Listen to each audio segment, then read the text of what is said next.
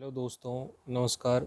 इस वीडियो में मैं आपको डिजिटल सम समझाऊंगा और जो हमारा डिजिटल सम है जिसको हम डीएस भी कह देते हैं। तो मैं यहाँ लिख देता हूँ कि डिजिटल सम मैं आपको यहाँ बताने वाला हूँ जिसको हम डीएस भी कह देते हैं।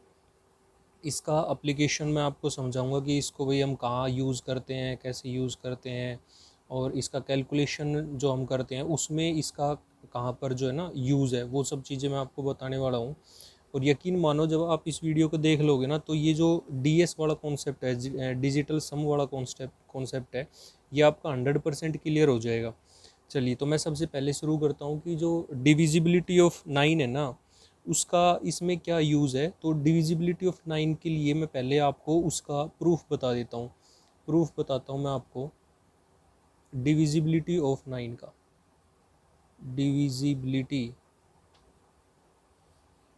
ऑफ 9 कि जो हम किसी भी नंबर को 9 से डिवाइड करते हैं तो उसका मैं रूल बताऊंगा। पहले तो मैं प्रूफ कराऊंगा और फिर उसका आप शॉर्ट में आपको पता भी है कि डिजिट्स का सम कर देते हैं और फिर उसको ऐड कर लेते हैं, सम कर देते हैं और फिर उसको देख लेते हैं। तो ये आपको पता भी है, लेकिन मैं आपको ना पहले प्रूफ समझा रहा हूँ कि सपोज कर लेते हैं कि हमारे पास कोई नंबर है, और वो नंबर मैं आपका मान लेता हूँ कि वो नंबर हमारा क्या है। हाँ, तो वो नंबर मैंने मान लिया है कि सपोज कर लेते हैं कि कोई नंबर है हमारे पास ABCDE। ये कोई नंबर है जो 5 डिजिट का नंबर है, जिसकी एक डिजिट A है, फिर B, C, D और E, ऐसे 5 डिजिट का नंबर है। तो इसको मैं बताता हूँ कि जो हम करते हैं ना कि इन डिजिट्स का सम कर लो, A+B+C+D+E+E ऐसे करके, और फिर उसको 9 से डिवाइड करके देख लेते हैं। तो जो रिमाइंडर आता है वही जो हमारा होता है, हमारा डिजिटल सम होता है। तो वो करते क्या है कि वो मैं क्या बताता हूँ कि इस नंबर को हम इसको ऐसे भी लिख सकते हैं कि A into 1 1000 plus B into 1000 plus C into 100 plus D into 10 plus E। इस नंबर को हम इस तरीके से लिख सकते हैं। अच्छा, इसको मैंने ऐसे लिख दिया। अब मैं क्या करता हूँ ना कि इस नंबर में इसमें से एक मैं निकाल लेता हूँ, बाकी को रहने देता हूँ। तो मैं लिख सकता हूँ इसको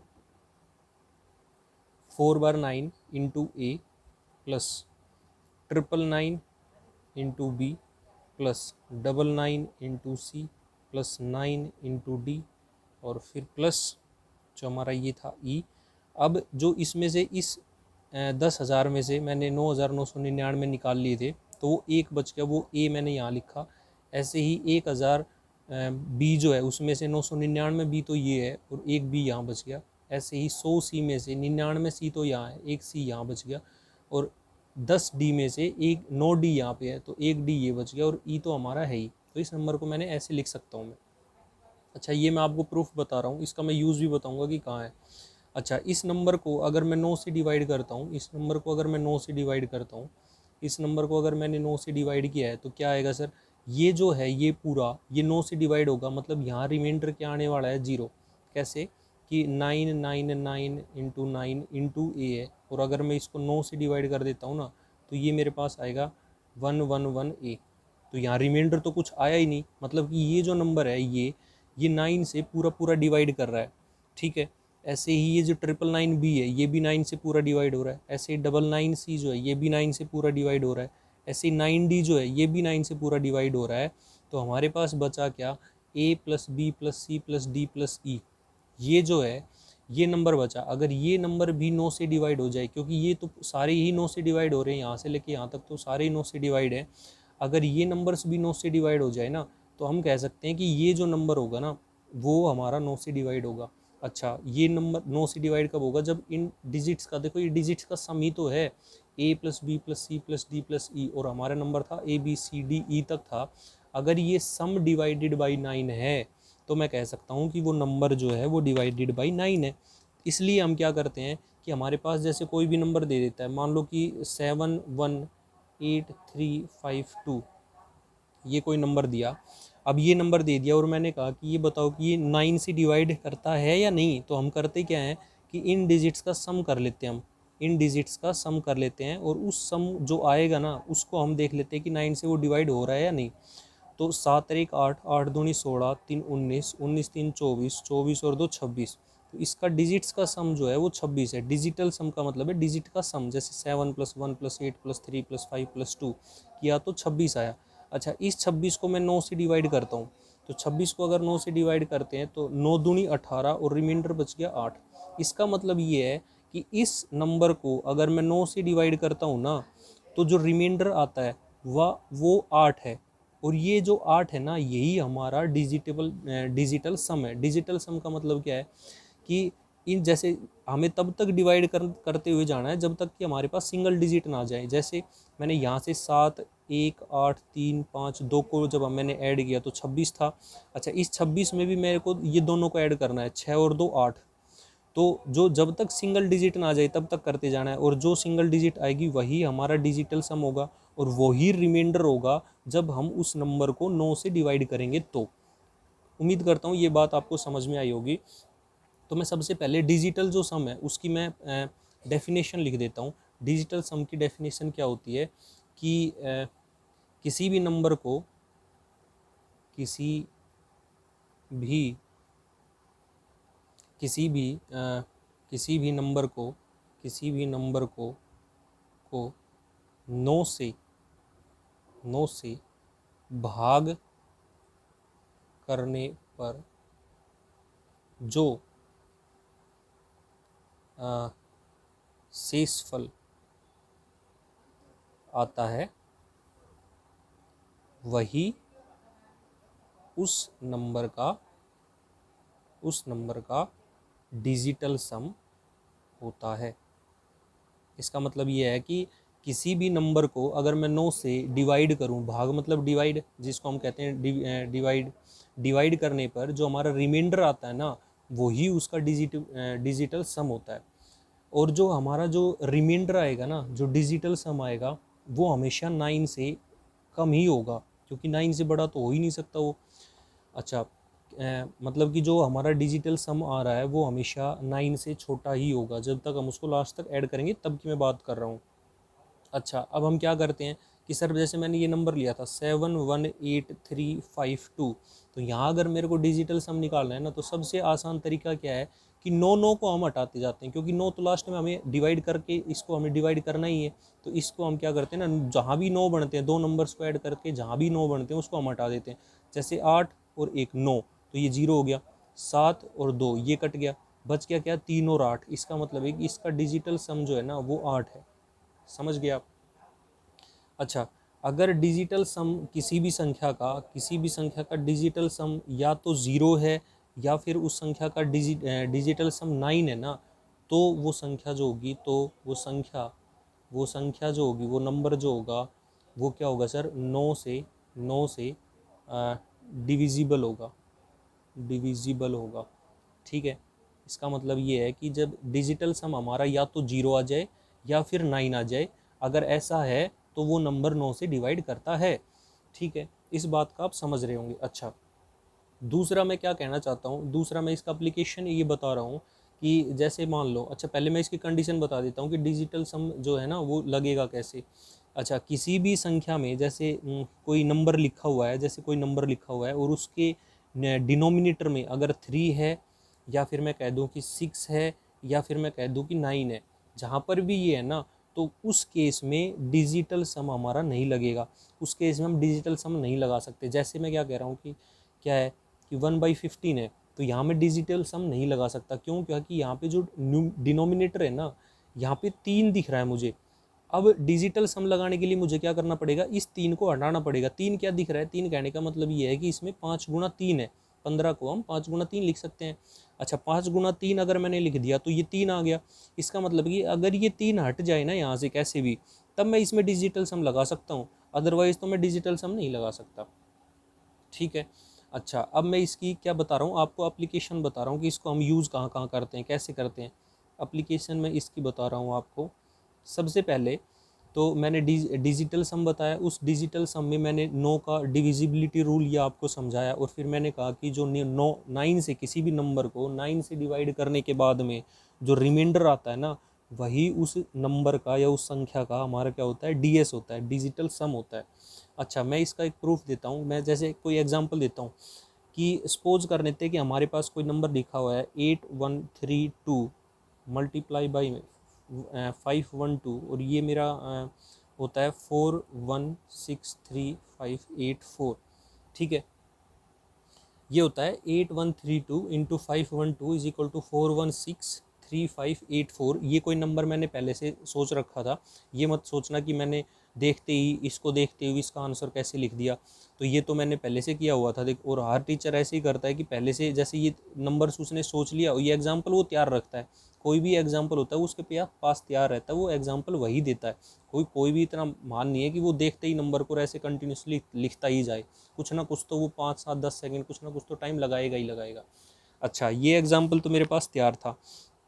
अच्छा, अब मैं क्या कहता हूँ कि इस नंबर को ना हम जो इस साइड में किसी भी नंबर से आप डिवाइड कर दो, इस साइड में किसी भी नंबर से आप डिवाइड कर दो, कोई भी नंबर ले लो, यहाँ पे डिवाइड कर लो इसको, किसी भी कोई भी नंबर हो, कोई भी नंबर से इसको डिवाइड कर लें आप, और उसी नंबर से इस संख्या को भी आप डिवाइड कर दें।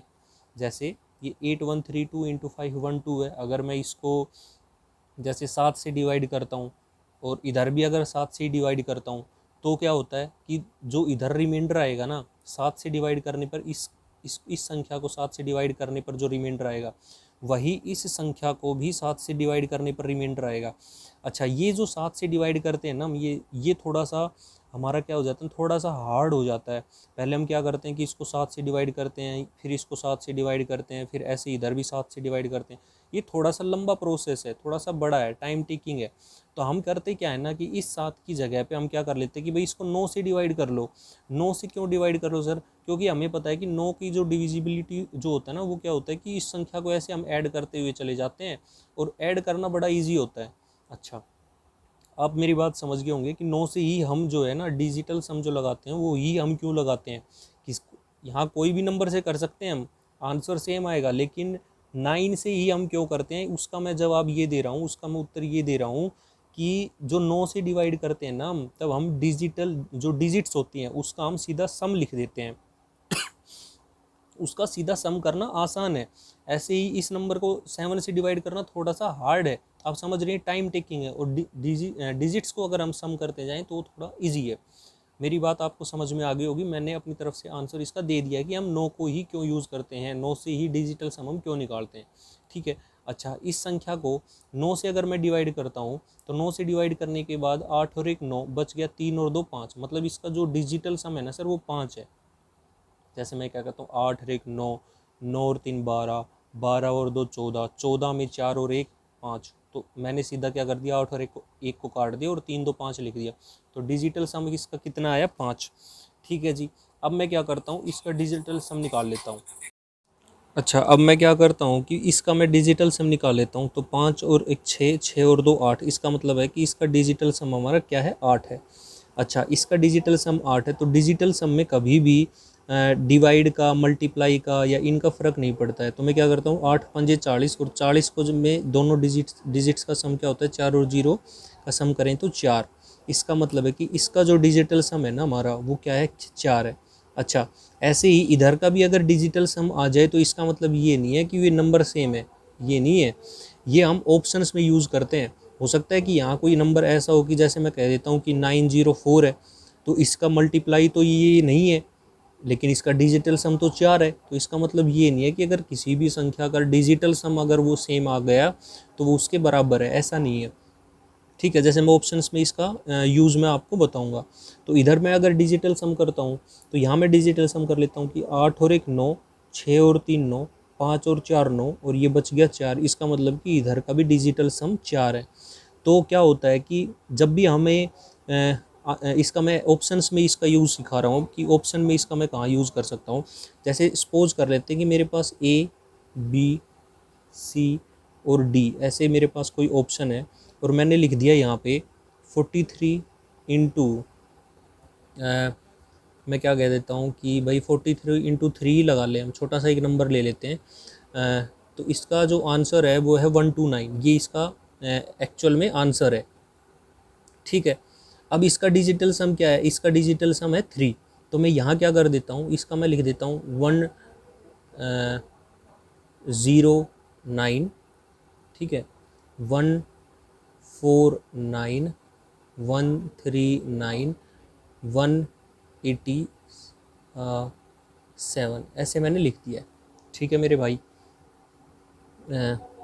187 नहीं, यहाँ इसको मैं एक को कर लेता हूँ 2, ठीक है जी, ऐसे है।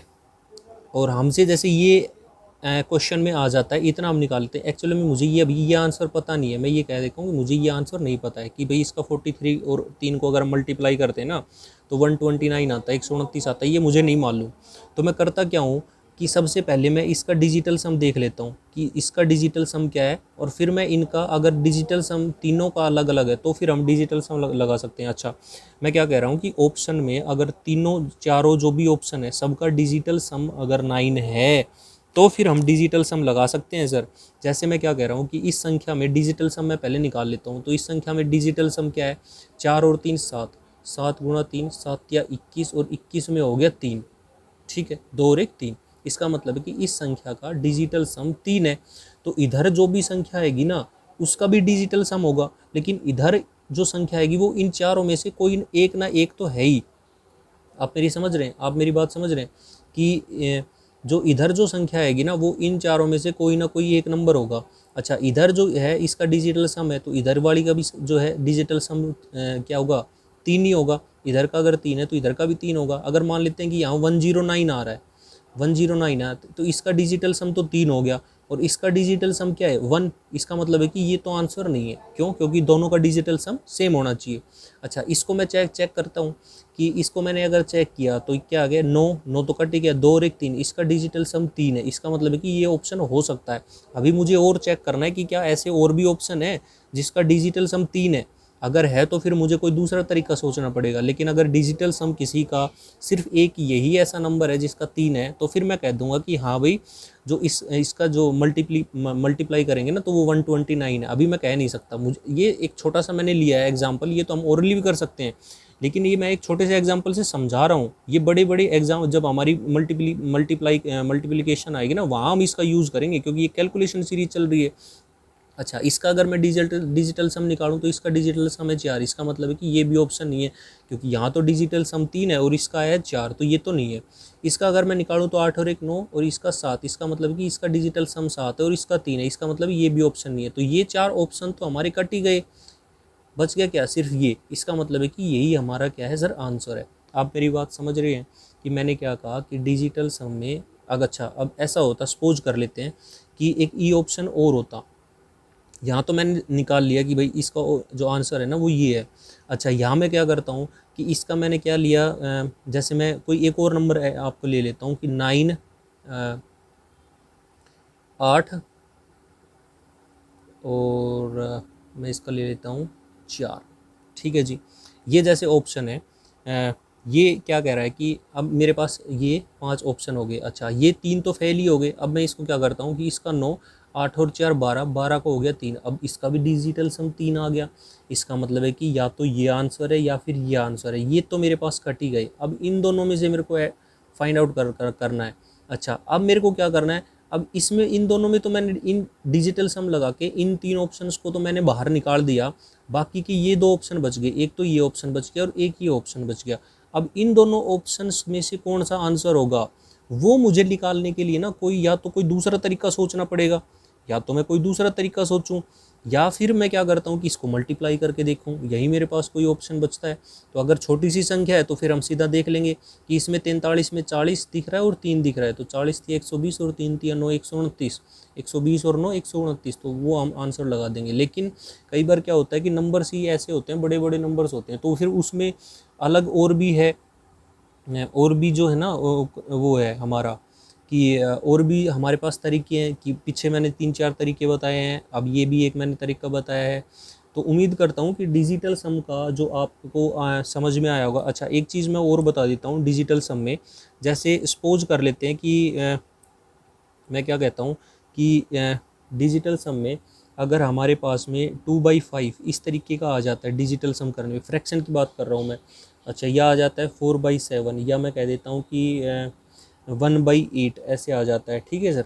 ये आगे ऐसे आगे, तो मैं क्या करूँगा कि मुझे डिजिटल सम नीचे 1 बनाना है, मतलब डिनोमिनेटर में मुझे डिजिटल सम 1 बनाना है। तो मैं क्या करूँगा, इस संख्या को मैं 2 से मल्टीप्लाई कर दूंगा, इस संख्या को भी मैं 2 से मल्टीप्लाई कर दूंगा। ऐसे ही यहाँ अगर मुझे डिजिटल सम जो है ना 1 बनाना है, तो मैं क्या करूँगा, इसको 4 से मल्टीप्लाई कर दूंगा, इसको भी मैं 4 से कर दूंगा। यहाँ मुझे 1 बनाना है, तो मैं इसको क्या करूँगा, 8 से मल्टीप्लाई कर दूंगा और 8 से मल्टीप्लाई कर दूंगा। अब ये क्या हो गया, 4/10, ये क्या हो गया, 4 चौक 16/28, ये क्या हो गया, 8/64, ठीक है। तो इसका डिजिटल सम क्या है, 1। तो नीचे तो डिजिटल सम 1 आ गया, ऊपर 4 है, इसका डिजिटल सम क्या है 1, तो नीचे भी 1 आ गया, इसका डिजिटल सम क्या है 1। लेकिन डिनोमिनेटर में 8 है, यहाँ 16 है और ये 4 है। तो जब, और ऐसे ही अगर नीचे 2 है तो फिर मैं 5 से कर दूंगा। तो मैं ये कह देता हूँ, ऐसे ही नीचे अगर 4 है तो फिर मैं 7 से कर दूंगा, ठीक है सर। ऐसे ही नीचे 8 है तो फिर वही हो ही गया। तो जब भी 2 है तो 5 से, 5 है तो 2 से, 2 है तो 5 से, 5 है तो 2 से, ऐसे ही 4 है तो 7 से, और 7 है तो 8 से, और नीचे अगर 8 है तो फिर 8 से मल्टीप्लाई कर लेंगे और फिर मैं उसको सोल्व कर लेंगे हम। तो ये मैंने अभी थ्योरी बताई है डिजिटल सम की। अब इसके ऊपर जब मैं क्वेश्चन लेके आऊँगा और एग्जाम्स में आए हुए क्वेश्चन सोल्व कराऊंगा ना, तब मैं इसका यूज़ करके आपको दिखाऊंगा इन चीज़ों का, जो भी मैं अभी करा रहा हूँ। अच्छा, नेक्स्ट वीडियो जो मैं बनाऊँगा वो बनाऊँगा मैं डिविजिबिलिटी ऑफ 11, डिविजिबिलिटी ऑफ 11 क्या होती है वो मैं आपको समझाऊंगा, उसका मैं आपको प्रूफ भी दूंगा। और फिर मैं जो है ना आपको उसका एप्लीकेशन भी बताऊंगा, और उसको बताऊंगा कि उसको हम कैसे यूज़ कर सकते हैं हमारे किसमें, जो हम कैलकुलेशन करते हैं तो उसमें इस डिविजिबिलिटी ऑफ 11 का कहाँ यूज़ है। उम्मीद करता हूँ कि ये डिजिटल सम आपको समझ में आया होगा, और अगर समझ में आया है और पसंद आई है वीडियो तो लाइक, शेयर और सब्सक्राइब कर दें। धन्यवाद।